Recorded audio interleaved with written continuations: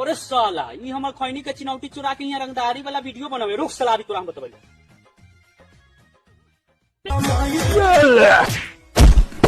अरे बाप रे, एक साला हमें मारला है ना तू अभी खैनी का अंक बोलबा कर तोर गांठ फड़वा दो अभी। रुक रुक एक साला के पहले चिनौटी चुरा ली तो मार के हड्डी तोड़ देला। बोलना साले कहीं मार के कपार फाड़ में भेटा देते तू। चल वे साला हाउ कल हमरा मार के हड्डी तोड़ देला। चल साला कहीं मार के कपार फाड़ दे। चल चल चल मार के जाट फाड़ देली। चल चल चल चल आई छोड़ देला।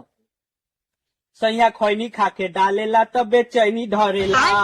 ओ ये साला हमरा कह जा हड्डी तोड़ देला। खा छोड़ ना। अरे चल चल मोबाइल आई छोड़। अरे बाप रे,